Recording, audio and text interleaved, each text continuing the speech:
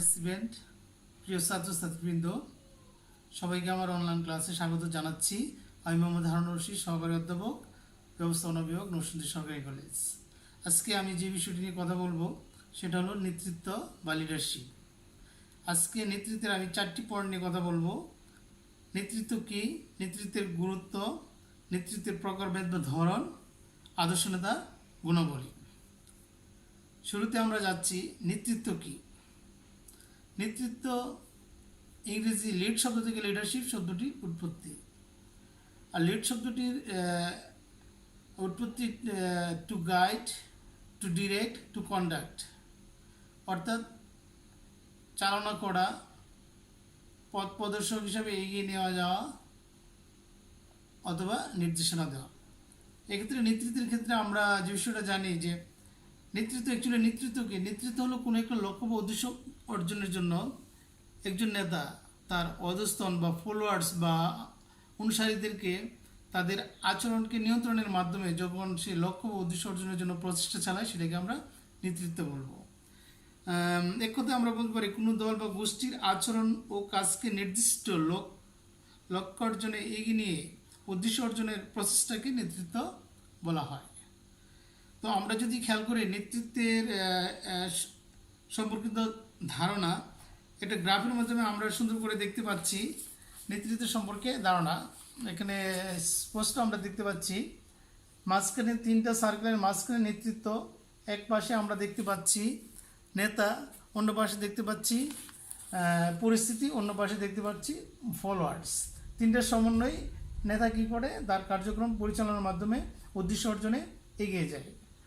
আর যে কোনো একটা সংগঠন বা দল গঠনের মূল উদ্দেশ্য, একটা উদ্দেশ্য থাকে, সেই উদ্দেশ্য অর্জন করাই একজন নেতার মূল কাজ। তো এক কথায় আমরা বলতে পারি নেতৃত্ব হলো একটা প্রক্রিয়া যার মাধ্যমে একজন নেতা তার অধস্তন বা ফলোয়ারদেরকে নিয়ন্ত্রণের মাধ্যমে বা তাদের আচরণ নিয়ন্ত্রণের মাধ্যমে লক্ষ্য বা উদ্দেশ্য অর্জনের জন্য প্রচেষ্টা চালায়। সকল নেতৃত্বই পারে সংগঠনের উদ্দেশ্য অ্যাচিভ করা বা উদ্দেশ্যকে অর্জন করা। তো পরবর্তী টপিক্সে আমরা যাচ্ছি নেতৃত্বের গুরুত্ব, ইম্পর্টেন্স অফ লিডারশিপ। আমরা এখানে কয়েকটা পয়েন্ট নোট আউট করেছি, আশা করি পয়েন্টগুলো আমরা একটু শুরুতে দেখে নেই। এখানে 9টা পয়েন্ট আছে, প্রত্যেকটা নিয়ে আমরা একটু কথা বলবো। আমরা পয়েন্টগুলি দেখতে পাচ্ছি।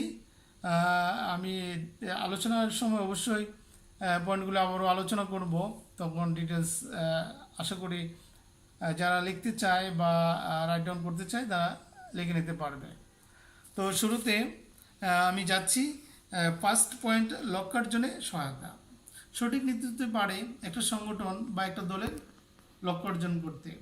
নেতৃত্বে যদি ভুল থাকে, ভুল নেতৃত্ব ভুল পথে পরিচালিত হয়, ফলে লক্ষ্য কখনো অর্জন করা সম্ভব হয় না। এই জন্য বলা হচ্ছে নেতৃত্ব যদি সঠিক থাকে তাহলে সহজে লক্ষ্য অর্জন করা সম্ভব হয়। আর যদি নেতৃত্ব ভুল পথে পরিচালিত হয় তাহলে প্রতিষ্ঠান বা সংগঠন যাই বলে সেটার লক্ষ্য অর্জন ব্যর্থ হবে। পরবর্তী পয়েন্ট আছে ঐক্য সৃষ্টি বা ক্রিয়েটিং ইউনিটি। সঠিক নেতৃত্ব কী করে, তার অধস্তনদের ভিতর কি একতাবদ্ধ সৃষ্টি করে, দ্যাট মিনস ইউনিটি সৃষ্টি করে, ফোর্স তৈরি করে, যাতে লক্ষ্যপানে সকলেই একসাথে এগিয়ে আসে এবং পরবর্তীতে সহজভাবে লক্ষ্যটা অর্জিত হয়। তারপরে পয়েন্টে আমরা দেখতে পাচ্ছি কর্মীদের মনোবল বৃদ্ধি। সঠিক নেতৃত্ব তার অধস্তন যে সকল কর্মচারী থাকে তাদের যে মানসিক মনোবল সেটিকে আরও চাঙ্গা করে। নেতৃত্ব বিভিন্ন ওয়ে বা প্রক্রিয়ার মাধ্যমে কর্মচারীদের বা অধস্তনদের ইনফ্লুয়েন্স, দ্যাট মিনস প্রভাবের মাধ্যমে বা তাদেরকে প্রভাবান্বিত মাধ্যমে তার প্রতিষ্ঠানের লক্ষ্য অর্জনে এগিয়ে যায়। এক্ষেত্রে কর্মীরা তাদের মনোবল অনেক চাঙ্গা হয়। শৃঙ্খলা প্রতিষ্ঠা, পরবর্তী পয়েন্ট 4 নম্বর, শৃঙ্খলা প্রতিষ্ঠা। সঠিক নেতৃত্ব সংগঠনের যে ডিসিপ্লিন সেটাকে ইনশিওর করে। নেতৃত্ব ঠিক থাকলে প্রতিষ্ঠানের ভিতরে যে হজগরল অবস্থা সেটা দেখা যায় না। সঠিক নেতৃত্বে পারে সংগঠনের ডিসিপ্লিন বা শৃঙ্খলা বিরাজ বা রক্ষা করতে। পরবর্তী পয়েন্ট যেটা আমরা দেখতে পাচ্ছি, সহযোগিতার উন্নয়ন। নেতৃত্ব, সঠিক নেতৃত্ব বাড়ে যে প্রতিষ্ঠানে ফলোয়ার যারা আছে বা বিভিন্ন কর্মকর্তা কর্মচারী যারা আছে তাদের ভিতরে কি সহযোগিতা বা কোঅপারেশন মনোভাব ডেভেলপমেন্ট করা বা উন্নয়ন করা, আর সেটা সঠিক নেতৃত্বের মাধ্যমে সেটা সম্ভব হয়। পরবর্তী পয়েন্ট আমরা দেখতে পাচ্ছি ফলপ্রদতা বৃদ্ধি বা ইনক্রিজিং ইফেক্টিভনেস। একটা প্রতিষ্ঠান কখন সফল হবে, যখন সেই প্রতিষ্ঠান তার লক্ষ্য বা উদ্দেশ্য সঠিকভাবে অর্জন করতে সম্ভব হবে। সঠিক নেতৃত্বের মাধ্যমে সেটা অনেকটা সহজভাবেই সেটা অ্যাচিভ করা সম্ভব হয়। পরবর্তী পয়েন্ট আমরা দেখছি কর্তৃত্ব প্রয়োগের সহায়তা দান। সঠিক নেতৃত্ব পারে কাকে কিভাবে ইনফ্লুয়েন্স বা প্রভাব বিস্তারের মাধ্যমে কাজটি বা আমরা বলি যার উপর যে অর্পিত দায়িত্ব সেই অর্পিত দায়িত্বটা আদায় করতে। এক্ষেত্রে কর্তৃত্ব প্রয়োগের সহায়তা দান একমাত্র সঠিক নেতৃত্বে পারে অধস্তনদের বিভিন্ন প্রক্রিয়ার মাধ্যমে তাদেরকে প্রভাবান্বিতের মাধ্যমে বা ইনফ্লুয়েন্সিংয়ের মাধ্যমে তাদের কাছ থেকে কাজ আদায় করা। তারপরে আমরা নাম্বার 8 বা 8 নম্বর পয়েন্টে দেখতে পাচ্ছি পরবর্তী পয়েন্ট হলো সম্পর্কের উন্নয়ন। সঠিক নেতৃত্বে একমাত্র পারে যে সংগঠনে যে সকল কর্মকর্তা কর্মচারী কাজ করে থাকে বা যারা কর্মরত তাদের ভিতরে যে ইন্টারপার্সোনাল রিলেশনশিপ বা আমরা বলি যেটা সম্পর্ক, সেটাকে আরও বেশি জোরালো করা, তাদের ভিতরে তাদের সম্পর্কটাকে আরও সুদৃঢ় করা, সেটা নেতৃত্বের মাধ্যমে সম্ভব হয়। লাস্ট ওয়ান, সর্বশেষ পয়েন্ট যেটা নমনীয়তা বৃদ্ধি। সঠিক নেতৃত্বে পারে প্রতিষ্ঠানের নমনীয়তা বৃদ্ধি করতে। অবস্থার পরিপ্রেক্ষিতে নেতৃত্ব কি করতে পারে, প্রতিষ্ঠানকে ওইভাবে গুছিয়ে নিতে পারে বা অধস্তনদেরকে ওইভাবে সে বুঝিয়ে মানিয়ে অবস্থার পরিপ্রেক্ষিতে সেটাকে আরও বেশি নমনীয় বা আমরা বলি ফ্লেক্সিবিলিটি ইনশিওর করা, সেটা একমাত্র সঠিক নেতৃত্বের মাধ্যমে সম্ভব হয়। তো আমরা নেতৃত্বের গুরুত্ব আমরা নিয়ে আলোচনা করলাম। এই মুহূর্তে আমরা যে বিষয়টা নিয়ে আলোচনা করব সেটা হলো নেতৃত্বের ধরন বা টাইপস অফ লিডারশিপ। খুবই গুরুত্বপূর্ণ একটা বিষয়, সেটা আমরা শুরুতে আমরা পয়েন্টগুলি একটু দেখে নেই। টাইপস অফ লিডারশিপ আমরা এখানে দেখতে পাচ্ছি, এখানে নেতৃত্বকে প্রধানত চার ভাগে ভাগ করা হয়েছে। আমরা প্রত্যেকটা আলোচনা করব। শুরুতে দেখতে পাচ্ছি আনুষ্ঠানিকতার ভিত্তিতে নেতৃত্বের প্রকারভেদ, তারপরে আছে ক্ষমতা প্রয়োগের ভিত্তিতে, তারপরে আমরা দেখতে পাচ্ছি প্রেষণার ভিত্তিতে নেতৃত্ব, তারপরে আমরা দেখতে পাচ্ছি দৃষ্টিভঙ্গির আলোকে নেতৃত্ব। তো শুরুতে আমরা নেতৃত্বের আনুষ্ঠানিকতার ভিত্তিতে নেতৃত্বের প্রকারভেদ আমরা দেখতে পাচ্ছি। আনুষ্ঠানিকতা, দ্যাট মিনস যখন ফর্মালি নেতৃত্বকে নিয়ে চিন্তা করা হয় তখন আনুষ্ঠানিকতার ভিত্তিতে নেতৃত্বকে আমরা দুইভাবে ভাগ করতে পারি। একটি হলো আনুষ্ঠানিক নেতৃত্ব, আরেকটি হলো অনানুষ্ঠানিক নেতৃত্ব। আনুষ্ঠানিক নেতৃত্ব হলো আনুষ্ঠানিকভাবে সংগঠন কাঠামোতে পদমর্যাদার ভিত্তিতে যখন কোনো নেতৃত্বের সৃষ্টি হয় সেটাকে বলে আনুষ্ঠানিক নেতৃত্ব। এবং আনুষ্ঠানিক নেতৃত্বে পদমর্যাদার আসীন যারা থাকে তাদের অধস্তন যারা থাকে তারা ঊর্ধ্বতন কর্তৃপক্ষের আদেশ নির্দেশ সব পরিপালন করে তারা বাধ্য। যেমন আমরা যদি মনে করি একটা কলেজের কথা চিন্তা করি, তাহলে কলেজের অধ্যক্ষ সেক্ষেত্রে কলেজের অধ্যক্ষ আনুষ্ঠানিক নেতৃত্বের একটি উদাহরণ। তেমনি যে কোনো একটা প্রতিষ্ঠানের সিইও, সেক্রেটারি বা আমরা বলি রাষ্ট্রপ্রধান, এগুলো প্রত্যেকটি আনুষ্ঠানিক নেতৃত্ব। আনুষ্ঠানিক নেতৃত্বের বাইরেও যখন সম্পর্কের বিনিময় বা ভিত্তিক সম্পর্কের ফলে যে ধরনের নেতৃত্বের সৃষ্টি হয়, যেখানে কোনো সাংগঠনিক কোনো নেতৃত্ব জন্মায় না, কিন্তু তারপর ভিত্তিক সম্পর্কের ভিত্তিতে, যেমন আমরা যদি মনে করি যে একটা প্রতিষ্ঠানে অনেক ধরনের কর্মকর্তা কর্মচারী কাজ করে, ব্যাপক জনগোষ্ঠী, এক্ষেত্রে হয়তো বা তাদের জন্মস্থান, সম্প্রদায়, গোত্র বা তাদের ইচ্ছা আকাঙ্ক্ষা এর উপর ভিত্তি করে অনেক সময় দেখা যায় নেতৃত্বের সৃষ্টি হতে পারে। যেমন এমন একটা উদাহরণ হতে পারে যে একজন সৎ, যোগ্য এবং বয়োজ্যেষ্ঠ কোনো একজন ব্যক্তিকে একটা প্রতিষ্ঠানের একটা প্রতিষ্ঠানে সকল কর্মচারী তাকে সহজেই শ্রদ্ধাবোধ দেখায় বা তাকে সম্মান করে। যে কোনো ক্রাইসিসে তার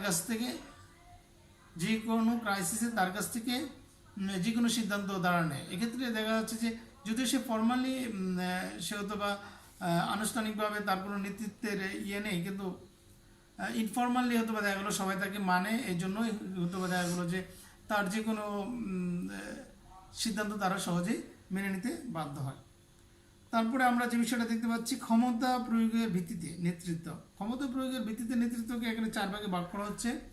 স্বৈরতান্ত্রিক নেতৃত্ব, গণতান্ত্রিক নেতৃত্ব, পিতৃসুলভ নেতৃত্ব, লাগামহীন নেতৃত্ব। তো শুরুতে আমরা একটু কথা বলি স্বৈরতান্ত্রিক নেতৃত্ব। স্বৈরতান্ত্রিক নেতৃত্ব আমরা বলি যে নেতৃত্বে নেতাই অল ইন অল, নেতার কথাই সব চলবে, নেতা যেটা মনে করে যে ধরনের সিদ্ধান্ত নেবে এবং সেটা যেভাবে বাস্তবায়ন করার জন্য ফোর্স করবে, এবং অধস্তনদেরকে এখানে অধীনস্থ যারা থাকে বা ফলোয়ার যারা থাকে তাদেরকে এখানে কোনো গুরুত্ব দেওয়া হয় না। নেতা যেটা বিশ্বাস করবে, তার যে মতবাদ সেটাকে অন্যদের উপর চাপিয়ে দেওয়ার চেষ্টা করবে। এখানে অধস্তনদের উপর কোনো অধস্তনদেরকে কোনো পাত্র দেওয়া হয় না বা অধস্তনদের কোনো মতামতকে এখানে গ্রহণ করা হয় না। স্বৈরতান্ত্রিক নেতৃত্বের পরবর্তীতে আমরা যদি খেয়াল করি পিতৃসুলভ নেতৃত্ব। পিতৃসুলভ নেতৃত্ব হলো স্বৈরতান্ত্রিক নেতৃত্বের উন্নত সংস্করণ। দ্যাট মিন্স পিতৃসুলভ নেতৃত্ব এখানে নেতা এবং ফলোয়ার্স বা অধস্তনরা পিতা এবং পুত্রের নেই চিন্তা করা হয়। একজন পিতা যেমন তার পুত্রের মানে অভাব, অভিযোগ বা তার যে চাহিদা এগুলো ফুলফিল করার চেষ্টা করে, সেম পিতৃসুলভ নেতৃত্ব একজন নেতা তার অধস্তন যারা থাকবে তাদেরকে পিতা পুত্রকে যেভাবে স্নেহ করে একইভাবে সুপারিয়র, দ্যাট মিনস নেতা তার অধস্তন বা ফলোয়ার্সদেরকে ওইভাবে পিতার স্নেহের ন্যায় অধস্তনদেরকে নিয়ন্ত্রণ করার চেষ্টা করে এবং তার মাধ্যমে তার কাজগুলো আদায় করার চেষ্টা করে। তারপরে আমরা দেখতে পাচ্ছি গণতান্ত্রিক নেতৃত্ব। গণতান্ত্রিক নেতৃত্ব হলো স্বৈরতান্ত্রিক নেতৃত্বের ঠিক বিপরীত দিক। গণতান্ত্রিক নেতৃত্বে এখানে যেটা হচ্ছে যে অধস্তনদের বিভিন্ন মত বা আমরা যেটা মনে করি সিদ্ধান্ত গ্রহণের ক্ষেত্রে তাদের মতামত, তাদেরকে প্রায়োরিটি দেওয়া বা তাদের আকাঙ্ক্ষা বা তাদের ইচ্ছা এগুলোকে কী করা হয়, শেয়ার করা হয় এবং গণতান্ত্রিক মনোভাবের ভিত্তিতে কী করা হয়, প্রতিষ্ঠানটা পরিচালনা করা হয়। এক্ষেত্রে যেটা হয় যে কোনো সিদ্ধান্ত বা ডিসিশন নেওয়ার ক্ষেত্রে অধস্তনদেরকে প্রায়োরিটি দেওয়া হয় এবং ওইভাবে সিদ্ধান্ত নেওয়া এবং তাদের দ্বারাই পরবর্তী কাজগুলো আদায় করানো হয়। আর একটা দেখা যাচ্ছে ক্ষমতা প্রয়োগের ভিত্তিতে নেতৃত্বে আরেকটা অন্যতম ধরন হলো লাগামহীন নেতৃত্ব। লাগামহীন নেতৃত্ব হলো এখানে যেটা অধস্তন বা ফলোয়ার্স যারা থাকে, অনুসারী যারা থাকে তাদেরকে অবাধ স্বাধীনতা দেওয়া হয়। এখানে নেতা শুধুমাত্র পরিকল্পনা প্রণয়ন করে বা নীতি নির্ধারণ করে দেয় এবং সেটা কীভাবে বাস্তবায়িত হবে সেই বিষয়টা অধস্তনদের উপর ছেড়ে দেওয়া হয়। ফলে পরবর্তীতে দেখা যায় প্রতিষ্ঠানে অনেক সময় দেখা যায় যে নিয়ন্ত্রণের বাইরে চলে যায় এবং এক্ষেত্রে তাদের অধীনস্থ যারা থাকে তারা অনেক বেশি স্বাধীনতা ভোগ করে। ফলে দেখা যায় প্রতিষ্ঠান তার লক্ষ্য বা উদ্দেশ্য অর্জনে অনেক সময় ব্যাহত হয়। তো এই ছিল ক্ষমতা প্রয়োগের ভিত্তিতে নেতৃত্বের ধরন। আমরা 4 প্রকার দেখতে পাচ্ছি। পরবর্তী আমরা যেটা দেখতে পাচ্ছি প্রেষণের ভিত্তিতে নেতৃত্ব। প্রেষণের ভিত্তিতে নেতৃত্বকে আমরা এখানে 2 ভাগে ভাগ করেছি। একটি হলো ইতিবাচক নেতৃত্ব আর একটি হলো নেতিবাচক নেতৃত্ব। ইতিবাচক নেতৃত্ব হলো এক্ষেত্রে নেতা তার অধস্তনদেরকে বিভিন্ন মোটিভেশনাল বা প্রেরণামূলক কার্যক্রমের মাধ্যমে সেটা আর্থিক বা অনার্থিক বিভিন্ন ওয়েতে অধস্তন যারা থাকে তাদের কাছ থেকে প্রেরণার মাধ্যমে অধস্তন যারা থাকে তাদের কাছ থেকে কাজ আদায় করার চেষ্টা করা হয়।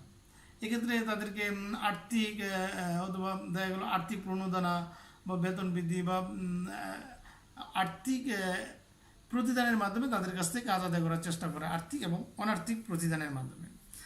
আর নেতিবাচক নেতৃত্ব যেটা আমরা বলবো সেটা হলো এখানে নেতা তার অধস্তনদের উপরে প্রেশার ক্রিয়েটের মাধ্যমে, চাপ প্রয়োগের মাধ্যমে, বল প্রয়োগের মাধ্যমে তাদের কাছ থেকে কাজ আদায় করার চেষ্টা করে। এক্ষেত্রে যেটা হয় যে নেতা বেসিক্যালি ধরেই নেয় যে তার অধস্তনরা কাজ করবে না, তাদেরকে প্রেশার আপ করতে হবে, তাদের উপর চাপ প্রয়োগ করতে হবে। ফলে এ ধরনের নেতৃত্বকে আমরা বলি নেতিবাচক নেতৃত্ব। নেতৃত্বের আরেকটি দিক আমরা যদি চিন্তা করি দৃষ্টিভঙ্গির আলোকে নেতৃত্ব, দৃষ্টিভঙ্গির আলোকে নেতৃত্বকে আমরা এখানে দুইভাবে ভাগ করা হচ্ছে, কর্মকেন্দ্রিক নেতৃত্ব আর হলো কর্মী কেন্দ্রিক নেতৃত্ব। কর্মকেন্দ্রিক নেতৃত্ব বলতে আমরা বুঝি যে নেতা সবসময় কাজকে এখানে অগ্রাধিকার দেবে, এখানে কর্মীদেরকে প্রায়োরিটি দেওয়া হয় না, কাজকে প্রায়োরিটি দেওয়া হয়। কর্মী কী হলো না হলো সেটা বড় কথা না, কাজ আদায় করতে হবে, সর্বোচ্চ কাজ আদায়ের প্রচেষ্টা চালানো হয় নেতৃত্বের মাধ্যমে। এখানে কর্মীদেরকে ইগনোর করা হয়, কাজকে প্রায়োরিটি দেওয়া হয়, অধিক উৎপাদনই মূল উদ্দেশ্য। আর কর্মী কেন্দ্রিক নেতৃত্ব এটা মানবীয় নেতৃত্ব বলা যায়, কারণ এখানে নেতা কাজ আদায় করবে, কিন্তু কর্মীদের সুখ দুঃখ, তাদের অভাব অভিযোগ এগুলো শুনে তাদের অবস্থার পরিপ্রেক্ষিতে তাদের কাছ থেকে কাজ আদায় করার চেষ্টা করে, এটাকে বলা হচ্ছে কর্মী কেন্দ্রিক নেতৃত্ব। মূল কথা হলো কর্মীদেরকে এখানে প্রায়োরিটি দেওয়া হয়, কাজ আদায় করব কিন্তু কর্মীদেরকে আগে সেভ করে তাদের অভাব অভিযোগ, তাদের চাহিদা এগুলো মিট আপের মাধ্যমে তাদের কাছ থেকে কাজ আদায় করার প্রচেষ্টা চালানো হয়, এটাকে বলা হয় দৃষ্টিভঙ্গির আলোকে নেতৃত্ব। তো আমরা নেতৃত্বের ধরন আমরা দেখতে পাচ্ছি। আবার যদি একটু পুনরালোচনা করি তাহলে আনুষ্ঠানিকতার ভিত্তিতে আমরা নেতৃত্বকে দুভাবে ভাগ করেছি, আনুষ্ঠানিক নেতৃত্ব, অনানুষ্ঠানিক নেতৃত্ব। আর ক্ষমতা প্রয়োগের ভিত্তিতে নেতৃত্বকে আমরা চারভাবে ভাগ করেছি, স্বৈরতান্ত্রিক নেতৃত্ব, পিতৃসুলভ নেতৃত্ব, গণতান্ত্রিক নেতৃত্ব, লাগামী নেতৃত্ব। আর প্রেষণের ভিত্তিতে নেতৃত্বকে আমরা দুইভাবে ভাগ করেছি, ইতিবাচক নেতৃত্ব, নেতিবাচক নেতৃত্ব। দৃষ্টিভঙ্গির আলোকে নেতৃত্বকে আমরা দুইভাবে ভাগ করেছি, কর্মকেন্দ্রিক নেতৃত্ব আর একটি হলো কর্মী কেন্দ্রিক নেতৃত্ব। আমরা আমাদের আজকের আরেকটি আলোচ্য টপিকস যেটা হলো একজন আদর্শ নেতার গুণাবলী, সেটা কয়েকটা পয়েন্ট আছে, আমরা একটু দেখে নেই, তারপরে আমরা এখানে প্রায় 20টি পয়েন্ট আমি নোট আউট করেছি একজন আদর্শ নেতার নেতৃত্বের গুণাবলী। তো আমরা যদি খেয়াল করি, যিনি নেতৃত্ব প্রদান করেন তিনিই নেতা। Leader, who is the leader? Leader is that person who lead the people to achieve the goal of an organization. তো আমরা একজন আদর্শ নেতার গুণাবলী শুরুতে আমরা দেখতে পাচ্ছি সিদ্ধান্ত গ্রহণের ক্ষমতা। একজন আদর্শ নেতাকে অবশ্যই কি সিদ্ধান্ত গ্রহণের ক্ষমতা রাখতে হবে, যে কোনো ক্রাইসিস মোমেন্টে বা যে কোনো একটা পরিস্থিতিতে সে সঠিক সিদ্ধান্ত নেবে, এটি স্বাভাবিক।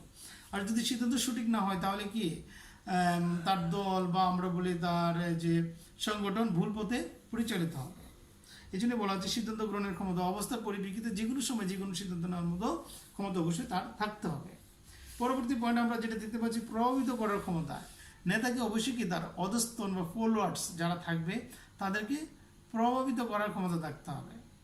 নেতার এক কথায় আমরা দেখেছি যে 1971 সালে বা মুক্তিযুদ্ধের পূর্বে বাংলাদেশের যে স্বাধীনতা আন্দোলনের সময় বা তার পূর্বেকার আন্দোলনকালীন সময়ে জাতির জন্য বঙ্গবন্ধু শেখ মুজিবুর রহমান তার অধস্তনদেরকে যে কোনো ডাকে সাড়া দিতে, যে কোনো ডাক দিলে তার অধস্তন বা ফলোয়ার্সরা ঝাঁপিয়ে পড়তো। এক্ষেত্রে তার যে ফলোয়ার্স বা অধস্তন যারা ছিল তারা ঠিকই সত্যি তাদেরকে উনি সহজেই প্রভাব বিস্তার করতে পারত বা প্রভাবিত করতে পারতেন। তো পরবর্তী আমরা যেটা চিন্তা এখানে দেখতে পাচ্ছি, যোগাযোগের নৈপুণ্য। নেতাকে অবশ্যই কি কমিউনিকেটিং স্কিল যেটা আমরা বলি, যোগাযোগের নৈপুণ্য থাকতে হবে। এখানে তাকে বিভিন্ন মাধ্যমে যোগাযোগের যে বিষয়টা বিভিন্ন পক্ষ বা আমরা বলি বিভিন্ন কনসার্ন বিভিন্ন পার্টি তাদের সাথে কী করতে হবে, একজন নেতাকে অবশ্যই যোগাযোগ রাখতে হবে এবং সেই কমিউনিকেটিং বিভিন্ন ধরনের স্কিল তার অবশ্যই এখানে বাধ্যতামূলক থাকতে হবে। তারপর সে কারিগরি জ্ঞান, নেতাকে অবশ্যই কি থাকতে হবে, কনসার্ন বিষয় বা সংশ্লিষ্ট বিষয় অবশ্যই তার কি থাকতে হবে, technical know how, that means technical knowledge অবশ্যই তার থাকতে হবে। আর টেকনিক্যাল নলেজ না থাকলে সে সঠিক সিদ্ধান্ত কখনোই নিতে পারবে না বা সঠিক সিদ্ধান্ত নিতে ব্যর্থ হবে। তারপর সে শিক্ষা অভিজ্ঞতা, নেতাকে অবশ্যই কী হতে হবে, শিক্ষিত হতে হবে এবং তার এক্সপিরিয়েন্স বা অভিজ্ঞশালী হতে হবে। তো অভিজ্ঞতা যার যত বেশি তার সিদ্ধান্ত তত সঠিক হবে, সে তত সহজেই তার দলকে সঠিকভাবে সুন্দরভাবে পরিচালিত করতে পারবে এবং লক্ষ্য ও উদ্দেশ্য অর্জনের দাবিত হতে পারবে সহজে। তার পরবর্তী পয়েন্টে আমরা দেখতে পাচ্ছি সাংগঠনিক জ্ঞান। নেতাকে অবশ্যই কি থাকতে হবে, তার সাংগঠনিক জ্ঞান থাকতে হবে। সাংগঠনিক কাঠামো, সাংগঠনিক কে কার অধীনস্থ, কার দায়িত্ব কি, কার কর্তব্য কি, কার সাথে কি সম্পর্ক, এই বিষয়গুলো অবশ্যই তার অবশ্যই ক্লিয়ার কনসেপ্ট থাকতে হবে। তারপরে আছে আমরা দেখতে পাচ্ছি আত্মবিশ্বাস। নেতার অবশ্যই কি থাকতে হবে, কনফিডেন্স বা সেলফ কনফিডেন্স থাকতে হবে বা আত্মবিশ্বাস থাকতে হবে যে আমি আমার উদ্দেশ্য অর্জনে এগিয়ে যাব এবং সেটা আলটিমেটলি আমি অ্যাচিভ করব। যদি নেতা যদি হতাশ হয়ে যায়, নিরাশ হয়ে যায়, তাহলে কি হবে না, তার দল কখনো সঠিক পথে পরিচালিত হতে পারবে না এবং উদ্দেশ্য অর্জনে সফলকাম হবে না। তার পরবর্তী পয়েন্ট আমরা দেখতে পাচ্ছি দূরদর্শিতা। নেতাকে অবশ্যই কি হতে হবে, দূরদর্শী হতে হবে। আজ থেকে 5 বছর পরে, 10 বছর পরে দল কোথায় যাবে, সংগঠন কোথায় যাবে বা আমার প্রতিষ্ঠান কোথায় যাবে, সেই বিষয়টাকে নেতাকে আগে থেকে চিন্তা করতে হবে। 10 বছর পরে কি হবে, আজকে আমাকে নেতাকে আজকে চিন্তা করতে হবে। আর যদি নেতা ওইরকম ফিউচার এস্টিমেট বা অ্যাজাম্পশন সঠিকভাবে না করতে পারে, তাহলে সংগঠন সঠিকভাবে পরিচালিত হবে না এবং সংগঠন তার কাঙ্ক্ষিত লক্ষ্য অর্জন করতে পারবে না। বুদ্ধিমত্তা। নেতাকে অবশ্যই করতে হবে বুদ্ধিমত্তা বা ইন্টেলিজেন্ট হতে হবে।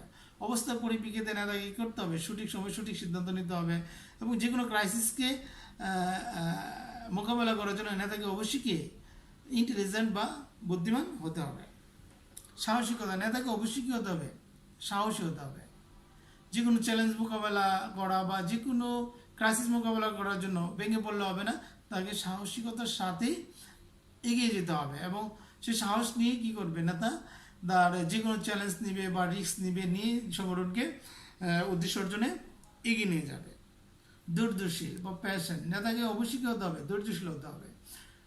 যে কোনো বিপদ আসে নেতাকে হতাশ হলে হবে না বা ধৈর্য হারা হলে হবে না, নেতাকে ধৈর্যশীল বা ধৈর্য ধারণের মাধ্যমে পরিস্থিতিকে ওভারকাম করতে হবে। পরবর্তী পয়েন্টে আমরা দেখতে পাচ্ছি 10 নম্বর পয়েন্টে ঝুঁকি ও দায়িত্ব গ্রহণের মানসিকতা। নেতাকে অবশ্যই কি রিস্ক নিতে হবে এবং রেসপন্সিবিলিটি বা দায়িত্ব গ্রহণের মানসিকতা থাকতে হবে। নেতা যদি রিস্ক না নেয় বা দায়িত্ব বা রেসপন্সিবিলিটি নিতে না চায়, তাহলে সংগঠনে সঠিকভাবে সংগঠন পরিচালনা করা সম্ভব হবে না। এক্ষেত্রে কি সংগঠনের অধস্তন বা ফলোয়ার্সটা কী হবে, এক্ষেত্রে বিপদে পরিচালিত হবে। সুস্বাস্থ্য। নেতাকে অবশ্যই কী হতে হবে, সুস্বাস্থ্যের অধিকারী হতে হবে। নেতা যদি অসুস্থ হয়, দুর্বল চিত্তের হয়, তাহলে কী করতে পারবে না, তার সংগঠনকে সঠিকভাবে পরিচালনা করতে ব্যর্থ হবে। কারণ স্বাস্থ্য যদি ঠিক না থাকে, তাহলে নেতা কী করবে না, তার সংগঠনকে লিড দেওয়ার মতো তার সেরকম মানসিকতা থাকবে না, সে ভেঙে পড়বে। এই জন্য সুস্বাস্থ্যের অধিকারী অবশ্যই নেতাকে হতে হবে। পরবর্তী পয়েন্টে আমরা যেটা দেখতে, পরিশ্রমী। নেতাকে অবশ্যই কী হতে হবে, পরিশ্রমী হতে হবে। নেতাকে রিল্যাক্সেবল হলে হবে না, নেতাকে কঠোর পরিশ্রম করতে হবে সংগঠনের লক্ষ্য বা উদ্দেশ্য অর্জনের জন্য। এবং নেতাকে বিভিন্ন লোকজনের সাথে কম্প্রোমাইজ করা, যোগাযোগ করা, প্রতিষ্ঠানের স্বার্থে কঠোর পরিশ্রম করা, এই কাজগুলো অবশ্যই নেতাকে করতে হবে এবং এই জন্যই নেতাকে অবশ্যই পরিশ্রমী হতে হবে। পরবর্তী পয়েন্ট আমরা যেটা দেখতে পাচ্ছি সততা। নেতাকে অবশ্যই হতে হবে অনেস্ট হতে হবে। নেতা যদি ডিসঅনেস্ট হয়, অসৎ হয়, তাহলে তার ফলোয়ার্স বা সাপোর্টাররা তাকে কখনো মানবে না বা তাকে গ্রহণ করতে যাবে না। কারণ অসৎ ব্যক্তিকে তার অধস্তনরা কখনোই মানবে না। এক্ষেত্রে তারা তাকে অমান্য